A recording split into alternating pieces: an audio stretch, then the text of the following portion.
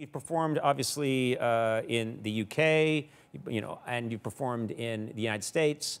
What's the difference? What would you say is the main difference between comedy audiences here versus in the United Kingdom? Well, here people are, they're kind of upfront. Everybody comes and says, woo a lot. So it's kind of very welcoming, but you also feel like you better not screw up. Whereas back in Britain, and not so much in Ireland, but certainly in Britain, it's much more of an emotional treasure hunt, trying to locate people. They sit there with their arms folded, and you feel like you've already been in a long-term relationship with them for about 35 years. And you've got to win them back. Before you say hello. So you hit the stage, you come out, and their arms are already crossed. Yeah, like you come out and you say, hey, is everybody well? It's a genuine question. Yeah. Not like here, where people are just saying hello. You do it in Britain, say, are you okay? Do you need me to get anything? Any medication so we can detect pulse? Do you find Americans to be less reserved than people in, say, Yeah, Ireland? they are, and I kind of like that, because everything's front and center, it's all out there. And growing up in Ireland, it's a Catholic country, so everybody wears their emotions outside, and you ask somebody how they are, and they drop this, mackerel net of feelings all over you. That's how I am. See if you can stand up now. That sounds awful. Yeah, well, no, there's a kind of people have perfected certain, emotions in Ireland, like guilt is kind of. Yes. That's amazing. Yeah. People can do down the phone. People are ringing up from all over the world to check on their relatives. How are you? How are you doing? And they say, oh, it's not good. Well, what? I thought they gave you medicine. Yeah, I stopped taking that. Well, why? What? That's going to be agony, isn't it? They go, yeah, but the pain is company. So people, they're good. They're good at tripping guilt.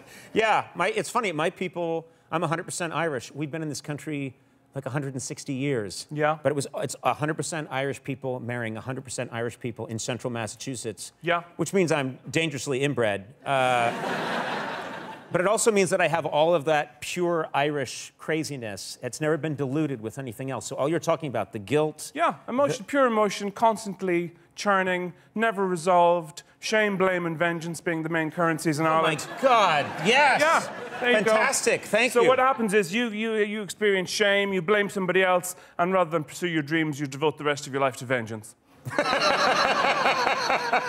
And that way it gets passed on through the generations. The bitterness is preserved. The bitterness is preserved. Yeah. And yes, and you polish it at night. That's right. Like Gollum with the ring. That's right. You're like, my precious! You're just... Bile refined over centuries. I love it. I love it. You just began a new U.S. tour.